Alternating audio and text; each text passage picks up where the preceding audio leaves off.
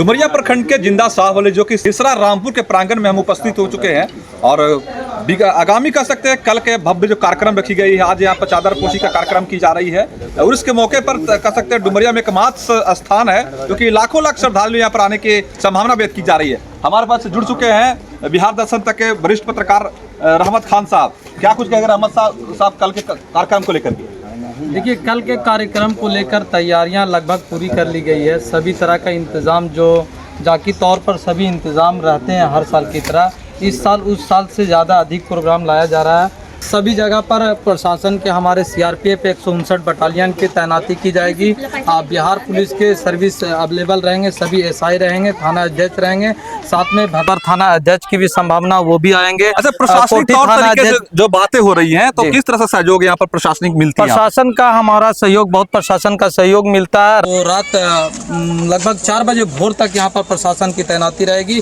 आज भी जो जुलूस निकाला जाएगा, चादर पोशी निकाली जाएगी, उसमें भी प्रशासन की तैनाती पुरजोर तरह से रहती है।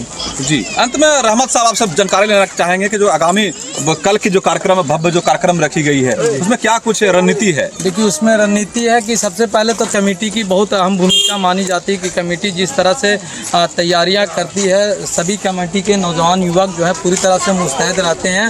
साथ में इस बार जो कव्वाली का प्रोग्राम देखने को मिल रहा है, इस बार मशहूर देश विदेश के फनकार कव्वाल जो है वो यहाँ पर तशरीफ ला रहे हैं। आपको बता दें कि कव्वाला की बात की जाए तो सनम वारसी जो देश विदेश में अभी नंबर 2 पर कव्वाला में चल रही हैं, जो देश विदेश में, देश ही नहीं बल्कि विदेशों में भी उनका चर्चा पूरे जोर शोर से है, सनम वारसी।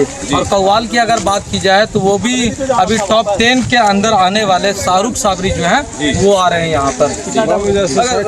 यहाँ के कार्यक्रम के बारे में बताना चाहते, रहमत साहब जिस तरह से बता रहे थे तो आपको बताना चाहता हूँ वीडियो के माध्यम से, लगभग जो मेला के आयोजन का जो कार्यक्रम है तो आज सदन का लगभग तैयार ही हो चुकी है और कल यहाँ के इस स्थान पे लाखों लाख श्रद्धालु यहाँ पर आने की संभावना व्यक्त हो रही है। देखिए, लाख तो यहाँ पर कोई बड़ी चीज नहीं है, लाख लोग से अधिक जो है यहाँ पर आने की संभावना जताई जाती है, क्योंकि इस क्षेत्र में अगर माना जाए गया जिले भर में तो सबसे बड़ा मेला इस मेले को माना जाता है, क्योंकि यहाँ की जो मुरादें होती है, लोग जो श्रद्धालु यहाँ पर आते हैं उन सभी लोगों की मुरादें जो है तो पूरी तरीके से पूरी होती है। इसलिए लोग जो है लगातार यहाँ पर आते रहते हैं, चाहे वो कलकत्ता से जो इस मेले के लिए लोग आज 10-10 दिन से आकर रुके में, जो लोग ईद में आए हुए थे, जो लोग होली में आए हुए थे, वो भी इंतज़ार कर रहे थे। इस बार डेट जो है चेंज कर दिया गया था, क्योंकि त्यौहार को देखते हुए, ईद का त्यौहार था, साथ में रामनवमी था, छठ था, इसके कारण डेट को चेंज कर दिया गया। अगर इस स्थान पर जहाँ मेला का आयोजन की जा रही है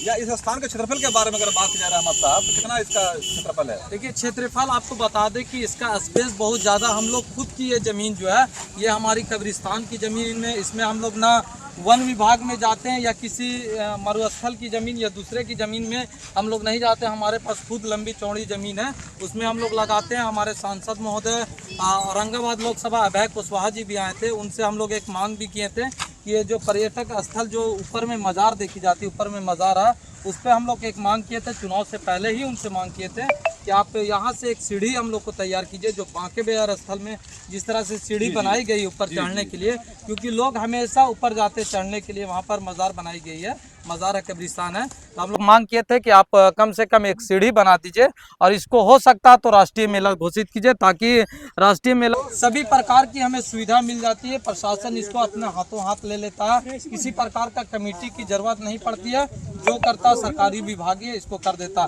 लेकिन एक मांग है, तत्काल में वो सीढ़ी जो है सांसद महोदय इसको बना दे, क्योंकि क्षेत्रफल से देखा जाए तो ये एक पर्यटक स्थल है, घूमने की भी जगह, ना तो ये पर्व त्यौहार नहीं, अनदिना भी लोग यहाँ पर 100-50 लोग आकर यहाँ पर घूमते हैं। अंत में एक चीज़ और आपसे जानना चाहेंगे कि इस कल की कव्वाल के जो कार्यक्रम रखी गई है, सुनने में आ रहा है कि हिंदुस्तान की गलियों की आवाज़ जनाब एक्टर अली खान साहब की तशरीफ पे आने वाले थे। क्या देखिए, वो उनका ये आवासी है, इस स्थान पर उनका आवास है, यहाँ से 1 किलोमीटर की दूरी पर उनका आवास है अली खान साहब का।